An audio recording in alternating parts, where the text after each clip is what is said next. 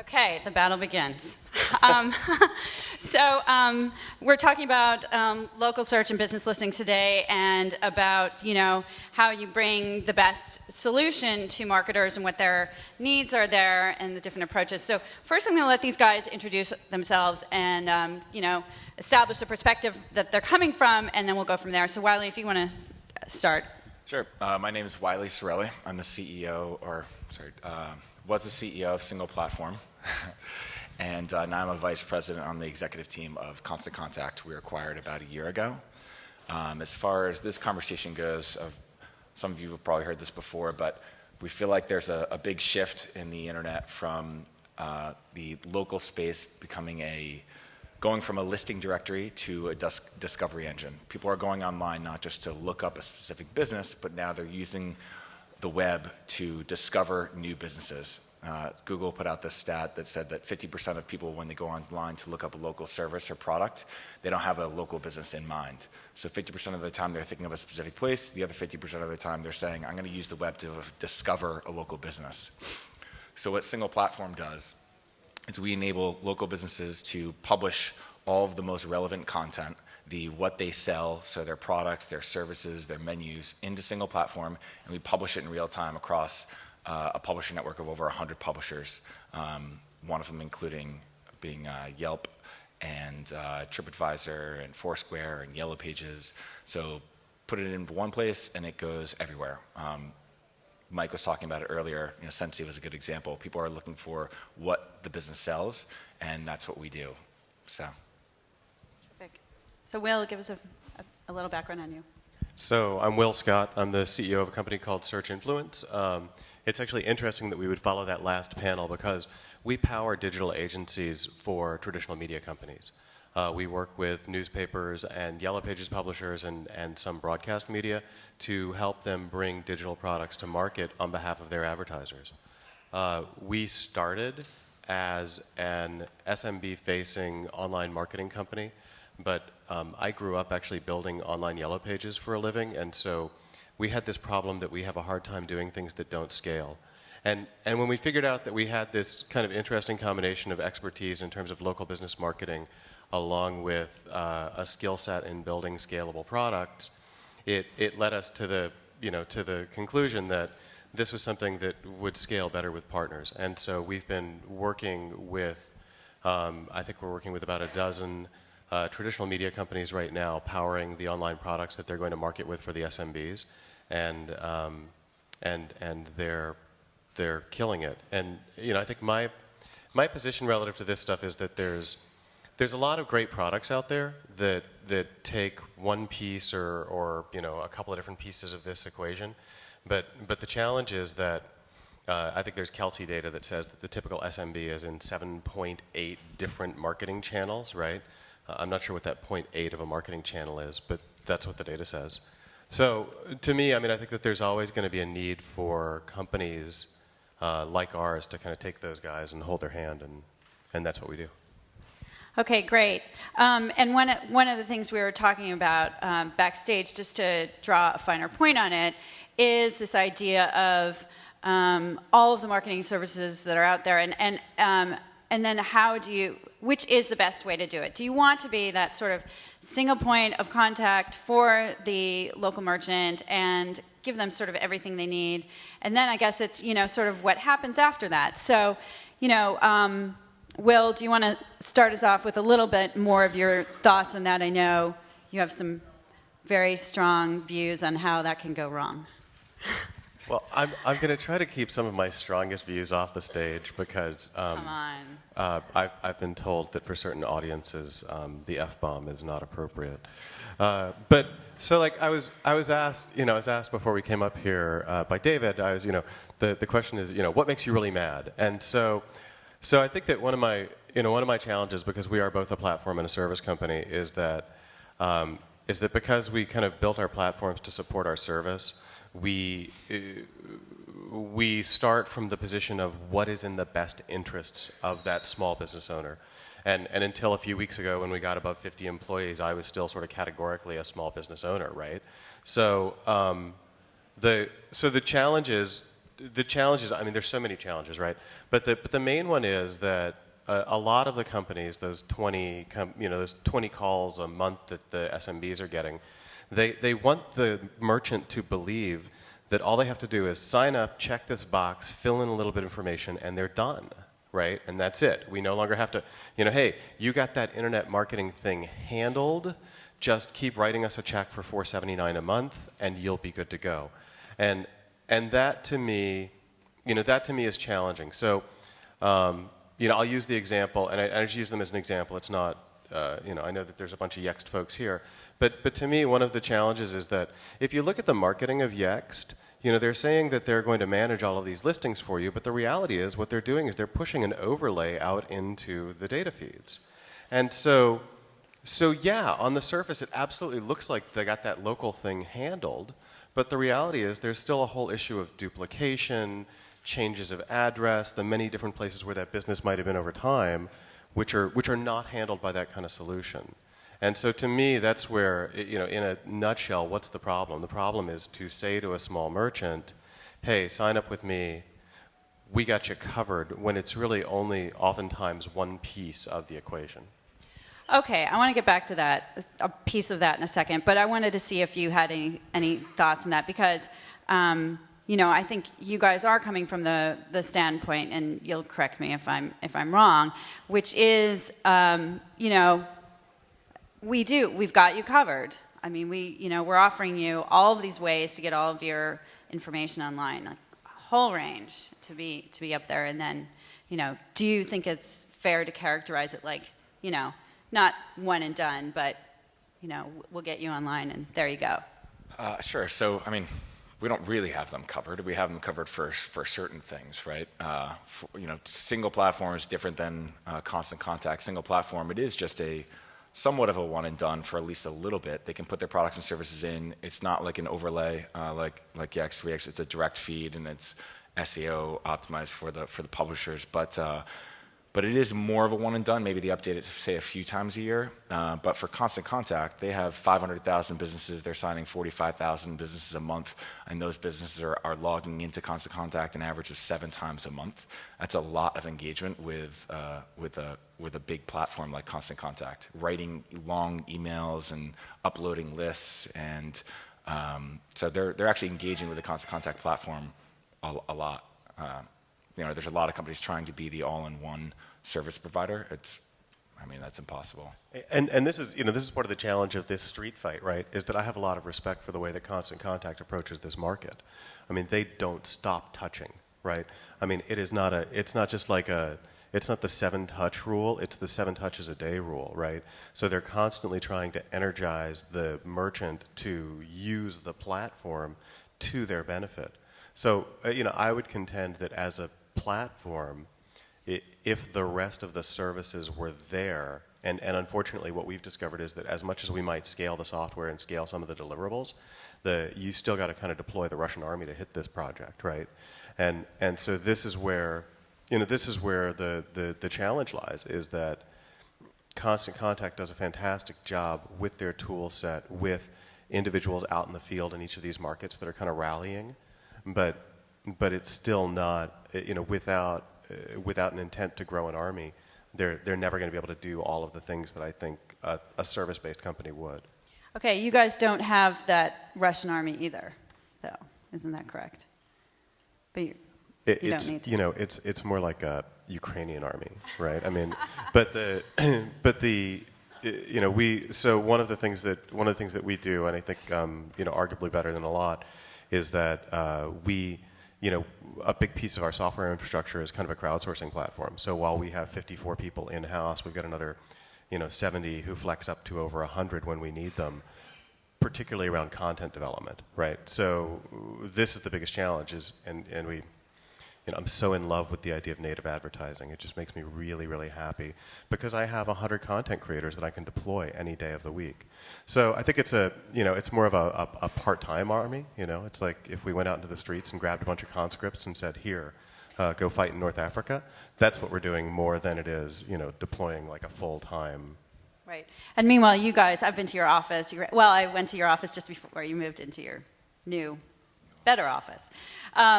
And you've got a huge staff there, and talk about what those guys are doing. Yeah, so we have a huge staff of salespeople. We just started another 20 yesterday. So they're making outbound calls, 100 plus calls a day. But again, like we're very different from a Constant Contact, although we're part of it. Because we're reaching out to these businesses, trying to sign them up. We get a credit card over the phone, whereas Constant Contact, of their 45,000 businesses that they're getting a month, those are all places that are just going to their site and signing up for a free trial, and they convert about 15,000 of them to paid customers. So their salespeople are different than ours. They're calling on free trialers and then converting them to be paid customers. So it's a very different model, and the hope is that we can convert our sales model, single platforms, to Constant Contact, so we're not making just cold calls. Okay, and so let's also talk about what you guys are hearing from local merchants, and sort of what is the end game in this in terms of fully meeting their needs and the ongoing relationships there. Wiley, give us your thoughts. Sure.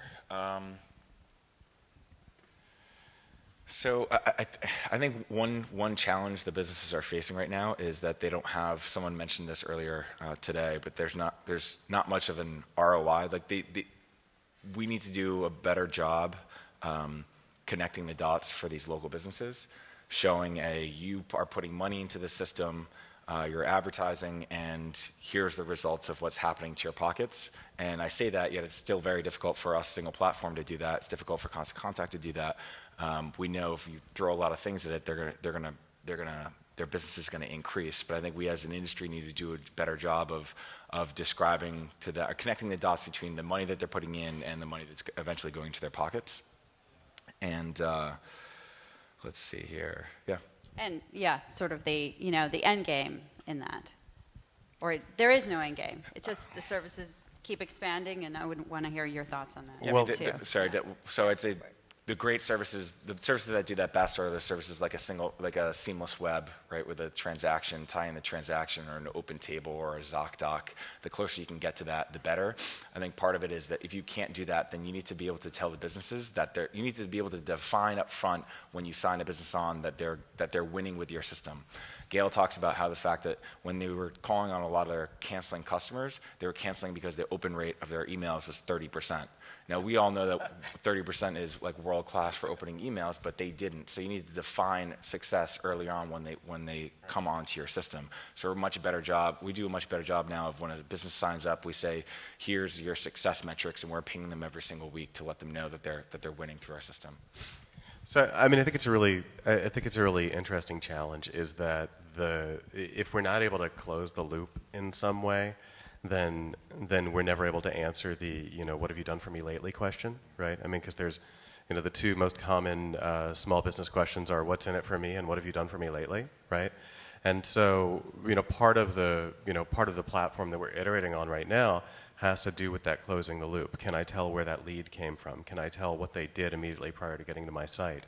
But it requires that we do have some level of direct contact with that business owner, with their website, which is a challenging thing to do at scale.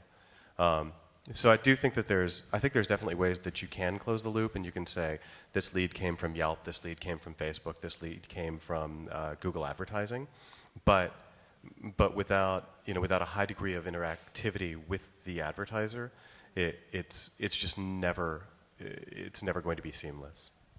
Okay, speaking of.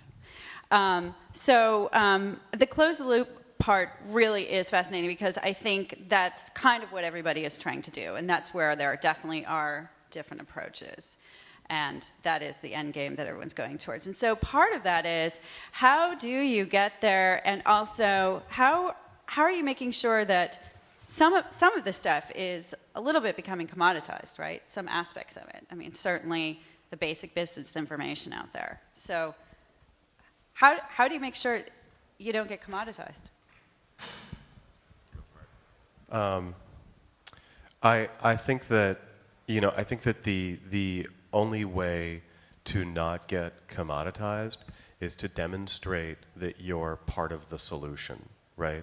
To demonstrate that it's actually your thing that brought the lead versus the fact that you pushed them out through UBL and Localese and Info Group and Yext and whoever else, and sort of cleaned up listings and made them look good in the eyes of Google. I mean, so for us, it's always been, and this is why we originally, I mean, we're not software developers. I've got a 7-person development team, but our core thing is to deliver value to advertisers. And so for us, all of these iterations have been toward answering that question. And so I think you got to, if you're not able to ultimately say, this was us, we did this for you, then it's not going to stick. So it sounds like it's more of a high-touch approach. Like if we're trying to compare and contrast here, than what you guys are doing. But what you just talked about was the constant contact, really, with customers. How appropriate that name is. I know, right? Yeah. But at the same time, I mean, what are your thoughts on you guys have a great software team, and that is kind of where you can, you automate things, and that's where it could become more of a commodity. And how do you avoid that? Yeah, I mean, there's certain things that you can do for a business that just saves them time, that sets a certain baseline. Like, we've mentioned Yext a few times, but it is important. I mean, yes, businesses can go up and edit their telephone number and address across all these sites. So maybe you could say that could be easily commoditized, but however, they don't have a lot of time. So paying for that, I suggest Yext to a bunch of local businesses because I think it is helpful and it can save them time. But so there's a baseline of things that every business needs to be doing. And if they don't have time to do that, then that's fine. We sort of we are trying to build a business that's going to generate new business for them. And I think you'll start to see us getting closer and closer to that transaction to enable us to connect the dots there. Well, I mean, and I think that SinglePlatform is not of the type of a lot of these other businesses, right? And if you look at what they did first, they got menus online. This is an inherently people-intensive process, right? I mean, yeah, you can scan some of them. Yeah, you can have methodologies around QA, but it's interesting because it's a platform. But this is why I'm so interested by the connection with Constant Contact, is because when I've got those people in the field who are preaching the gospel of Constant Contact, and all I really need to do is get those business owners to come in and engage with their business data. It's a really interesting sort of point of leverage. I think a good metric to look at when trying to compare different service providers for the local space is their attrition rate. There's a lot of big companies that sell expensive services to SMBs, and their attrition rate is like 20% a month. One of the reasons that we found Constant Contact so attractive is the fact that they have a 2% attrition rate. For local space, that's unbelievable. It means they're constantly providing and demonstrating value to local businesses, and I think that's a great question to ask almost every one of these panelists. What is your attrition rate for your services? Well, and I think that the interesting thing when you have conversations with these companies that are doing all of this cold calling is that, their idea of how they're going to reduce churn is by lowering their price point, right? It's not by adding value. That's partly where you start getting into the commodity, right? And that's the real challenge for me. I mean, is if you're racing to the bottom just so you can reduce churn instead of actually finding a way to demonstrate value to your customers, that's not a sustainable business no matter how many times you go public. The question of demonstrating the value to your customers comes up with everybody. And I mean, in this space, it's no different from anywhere else. I mean, of course you want to do that. And, I guess it's 3 results is one way, but I hear that a lot. And it sort of becomes, I'm not over my head. I sort of glaze over sometimes when I hear that. Well, I think you've got to find a way to break it down to leads. To something that is, at a minimum, a proxy for contacts from the kinds of clients we want. And I feel like every time I talk, I quote one of my favorite slogans from the Yellow Pages. We make phones ring and doors swing, right? I mean, so at the end of the day, when you look at what is the value proposition to that local advertiser, it's if their door isn't swinging and their phone isn't ringing, then they're not going to see the value. So you've got to at least get to some kind of approximate proxy for that behavior in order to deliver value. And it's not just based on results. It can't be, a click never bought anything, right? So if you can't actually tag, this is a customer who went through to a likelihood of transaction and they came from this medium, then it's not inherently valuable. Right. Okay, I think we have one more topic that we can cover, which is I wanted to ask about mobile and see your different approaches there and how that's going to make a difference in what you're doing versus the rest of the market. Mobile's huge, obviously. Let's see here. So for single platform, it's really interesting that we have over 50% of our traffic is actually coming from mobile devices now. So that's with Yellow Pages and all of our huge publishers, TripAdvisor and Yelp. 50% of the traffic is mobile now, and that changed some point over the last 4 months, which is incredible.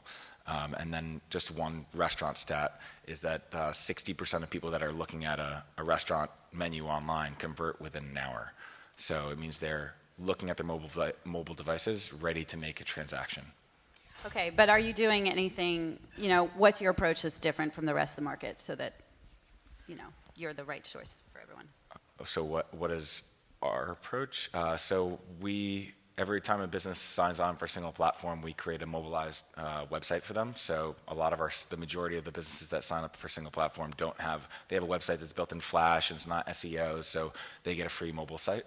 That's the add-on that we have that say maybe other companies don't. Okay, so it's just an additional feature or Yeah, benefit that but they get. just by virtue of the fact that they're putting the product data out into the feed, right? I mean, I interact with single platform data on a weekly basis, right?